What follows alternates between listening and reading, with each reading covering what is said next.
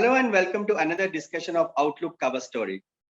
We have with us our Outlook Hindi editor, Mr. Giridhar Jha, who joins us from Patna. Giridhar ji is also an award-winning film writer. And we have a very special guest, Ajit Pal Singh, filmmaker Ajit Pal Singh, who joined us, who's taken time out of his very busy schedule and joined us. Thank you very much, Ajit, for joining us. Thank you so much. I mean, it's my pleasure to join you actually. Whose latest serial, of course, is Tabbar, which has made waves on OTT, which is an outstanding story of a family. It's like what goes on inside a family. And Ajit has also written an article for us in this issue. We'll come to that later. Giridhar ji, as you have written the cover story, the whole issue is about it's we have pitted Bollywood against South Indian cinema. That is the crux of the whole cover story this week. We have been seeing a lot of interesting new stuff happening in the southern film industry for a long time. Definitely for the last few years. There are they touch politically hot topics like say the Dalit movement, even a mainstream cinema like Jai Bhim, which touches something upon on this, and it's a big hit too commercially. And they've been trying a lot of things. There are in Malayalam films, especially, there is this film like, for instance, The Great Indian Kitchen, which is such a telling indictment on on this casual patriarchy that most middle class homes, women in most middle class homes face. So many other things. Kumbalangi Nights, for instance, it's just a slice of life story of just sort of a few drifters, but told so beautifully and did so well. So that has been happening. Now what we see is with these big monster hits like KGF 2 and RRR and Pushpa, even in the box office, it seems that the South Indian cinema is giving sort of Bollywood a run for its money in many ways. So creatively, experimentation wise, message wise, politically touching political topics, as well as pure entertainers. They seem to have got, things seem to be really working there for the South industry. Would that be a fair assessment, Giridhar ji, as you have mentioned in your story? Yeah, of course. I would not say it's giving a run for the money. I think it has left Bollywood miles behind, especially in last few years. The kind of movies that South has been producing. Malayalam cinema has always been making progressive movies, meaningful cinema and all. And Tamil and Telugu, they have been making commercial cinema over the years. What Bollywood has done, that it has not been able to keep pace with that, the kind of movies that Southern industry has been producing. And so all these Southern movies, it started with Bahubali, in 2016. And it became a huge hit. When it became a huge hit, people said that it is a fluke, because every director cannot be SS Rajamouli. When then Rajamouli returned with Bahubali 2, then we had KGF 1, then we had when we had a surprise hit Pushpa. It came out of nowhere and it left big Bollywood movies like 83, which was based on India's maiden World Cup cricket triumph. Way behind at the box office. So they have been delivering on both platforms, both commercial cinema or the so-called art cinema. There's a very good fusion that's coming from Southern industry, and that's why it has to be taken seriously. Not because it is only delivering monster hits. Because alongside it is also giving us so many great movies. Small budget great movies that Bollywood has not been able to do in last, say 5-6 years. Even though it is said that Bollywood also is in its best phase, they are saying it's content. They are making content-rich cinema these days. But the fact is, Bollywood has to catch up if it has to match the Southern industry. And in the Southern industry, it seems there is this one sort of an ecosystem has built up. There is this creative juices are happening. The Malayalam directors are moving. They are doing something in the Tamil film industry. A cinematographer from Andhra Pradesh will do something here, and it's like there is a lot of fusion, and it seems like Bollywood somehow it's like of both lacking. There's a kind of a lethargy. There is some kind of, I mean, it seems to have lost its mojo a little bit. That's true, because Bollywood has always been obsessed with what I call herd instinct. If one movie becomes a hit, then all of them started making movies of the same genre.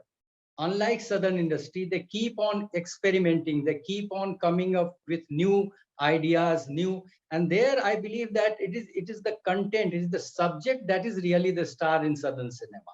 Even though we have had people like stars, big stars like Rajnikant, Mammootty, Mohanlal and all, but even in their movies is the content that matters. Right. In Bollywood, they are swayed only by what has happened last Friday. If last Friday some movie becomes a hit, then all of them started making the same kind of movie.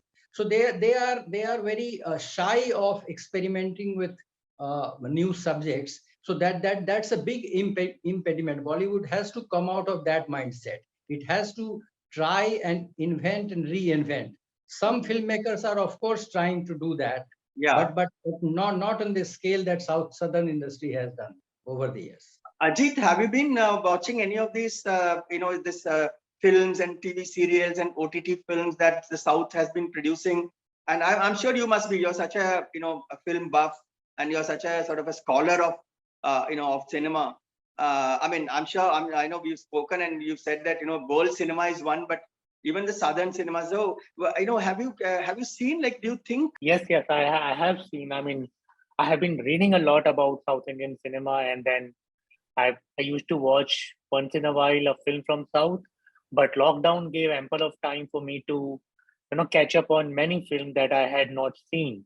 So I agree with Giridharji to certain extent, but I also disagree with certain things.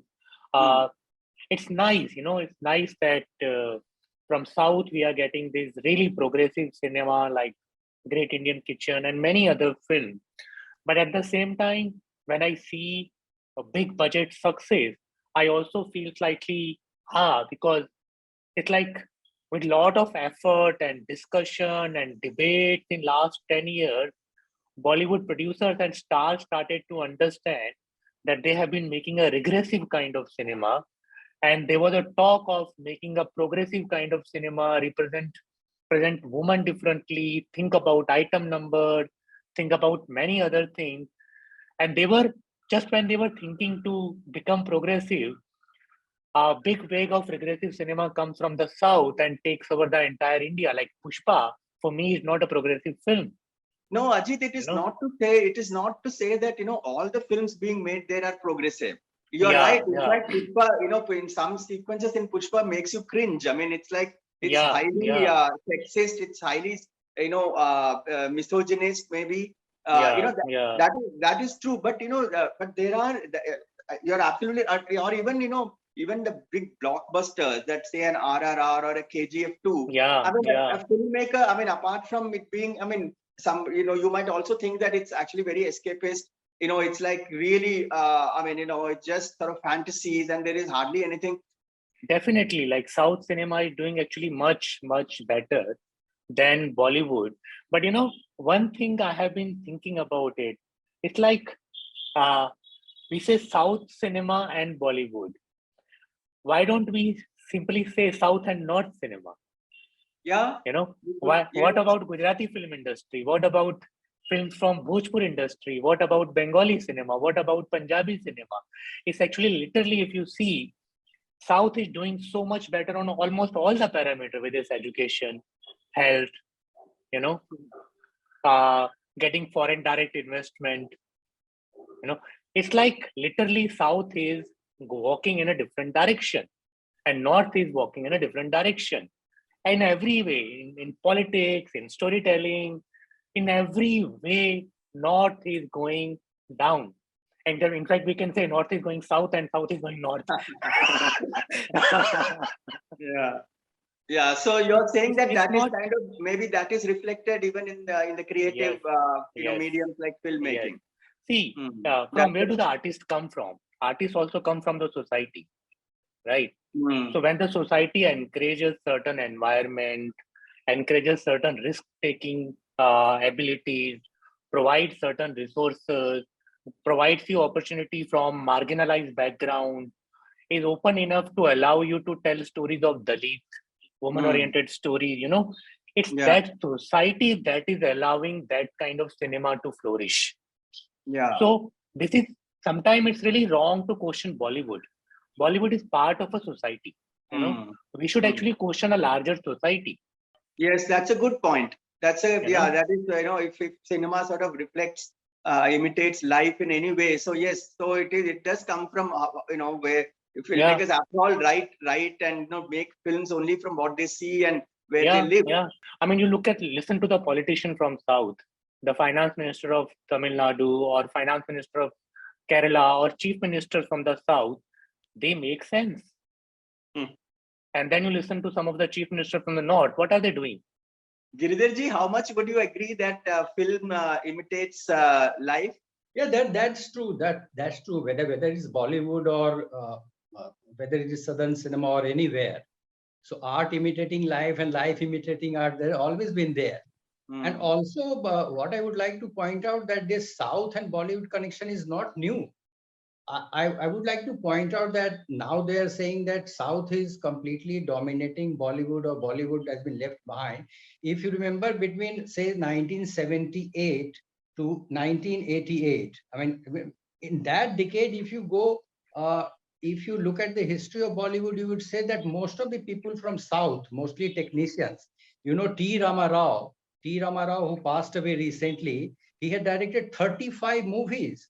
All those Jitendra movies, Amitabh Bachchan movies, Andha Kanun, all those movies, Dasari Narayan Rao, and they used to churn out huge Hindi hits. So they were part of the Bollywood system.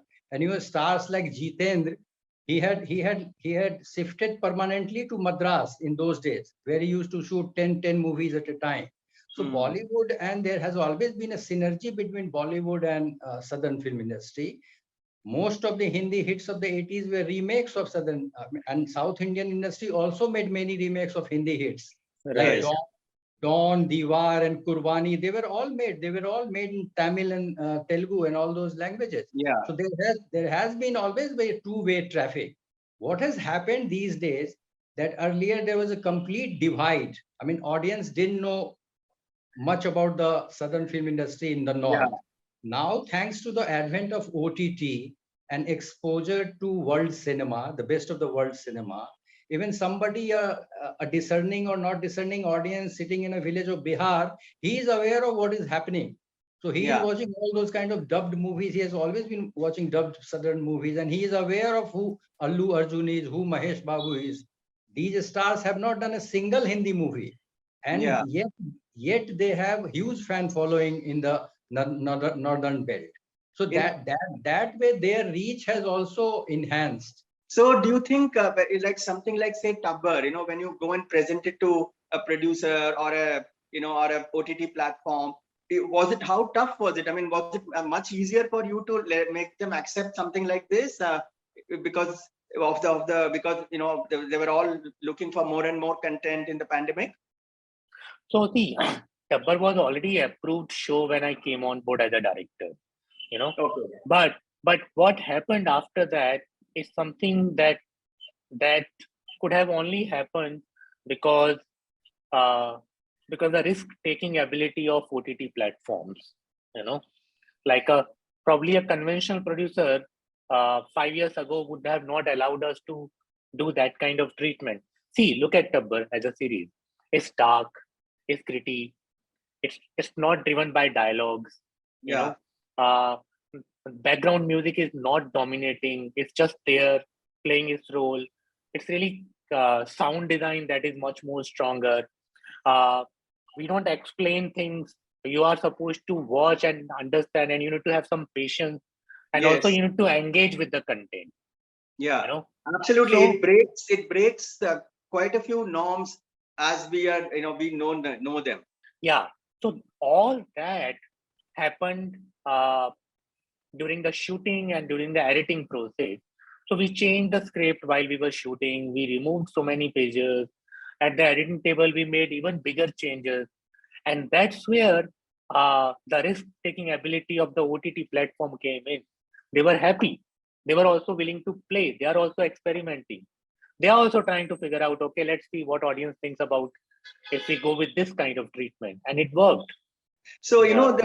the infamous suits of the film industry, the management, the management people. So you have to tell, I mean, you tell them that the treatment will be like this, and I mean and they say yes, go ahead, or they may say that no, this is too dark.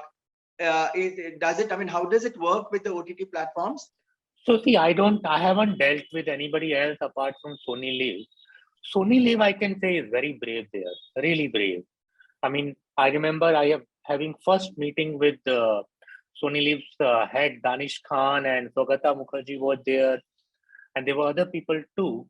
And I had prepared a presentation, and being an independent filmmaker coming from that world, I had the references of Three Monkey. Now, Three Monkey is a film by Nuri Bilge Ceylan, a Turkish filmmaker who has won many awards at Cannes. For me, he's a commercial filmmaker. His films are really like you start watching, you will finish it film.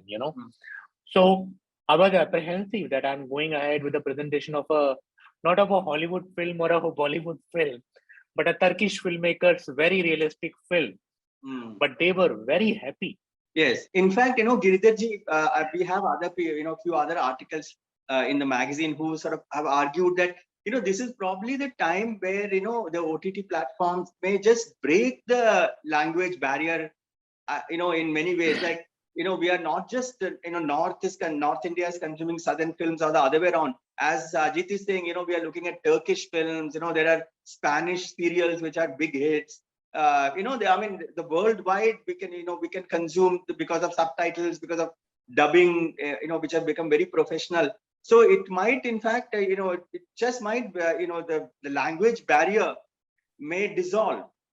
Yeah, but I think it has already started. The big divide. I mean, big divide. That divide is already blurring kind of thing. Because ultimately, cinema, there will only be one language. That will be language of cinema. Because if we take the example of Ajit's Tabbar, it was made on Punjab's background, but I'm sure it must have been received equally well in Kerala or Tamil Nadu or yes, wherever. it was. That's the power of. I mean, Pawan Malhotra plays a Sikh Punjabi protagonist, but he was received very well in the South also. Similarly, if you look at the series like say Mirzapur, which was set in a small district of Uttar Pradesh, or Panchayat, both these serials on Amazon Prime, they are huge hits. They have been dubbed in Tamil and Telugu and all those languages as any OTT film, but they have been received very well. So that way, this language thing, it will ultimately vanish, and the power of cinema will not be dependent on the language. I'm citing you the current example. There is a Maithili film which is being screened at Cannes as we speak on 22nd. It's a 50-minute film. It's a 50-minute film, Dhuin, and which is made by a 25-year-old boy. And he made another film 2 years ago. It was called Gamak Ghar. That is House of the Village. So that was praised by New York Times. I mean, critics speak and all that. And it is in Maithili. In last 50, 60 years, only 5 or 6 or 10 Maithili movies have been made. Right. But it's not because of the language, because of the content, because of the kind of movie it has. I mean, people do not understand Maithili language, but it has been praised by critics from New York Times. So that is the power of cinema. What OTT has done, that it has made accessible all kinds of movies to all kinds of audiences.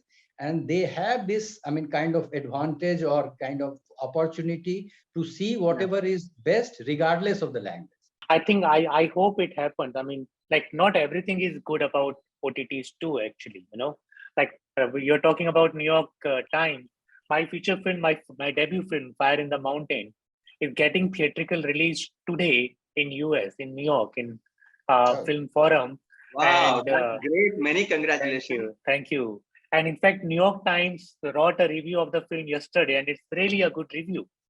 And it's also New York Times Critics Pick of the Week. Okay. But but big OTT have not bought my film. Mhm. So there's other side to it also, which is because the box office is failing, the theaters are not doing so well, and suddenly all the star also want to work with the OTT is sometimes keeping distance from the film that doesn't have big stars acting in them. Okay. So anyway, interesting times, definitely. Thank you very much, Ajit. Of course, apart from, we have a whole lot of other things in the magazine, really, half a dozen really great articles on various aspects of, Yeah, I read few of them. yeah, they've gone online just now. The magazine will be available soon on, so many things on the demigods that Southern cinema has, like we discussed, the politically important issues they touch, the women part of it, in the sense that so many heroines, women are able to do, fantastic work there, just being themselves. I mean, they're not dolled up like, which some make-believe person in that sense. So a lot of other articles, of course, and Girdharji, as always, we have the back of the book. We have Amitav Kumar's new book. We discussed that. Naved Anjum has done the piece. So as always, there's a lot to read. Please do pick up the issue. And thank you very much, Yeah, Ajit, for joining I this will. most interesting discussion. Yeah, Thank you, thank Girdharji. you. Thank you so much. Thank you. Thank you.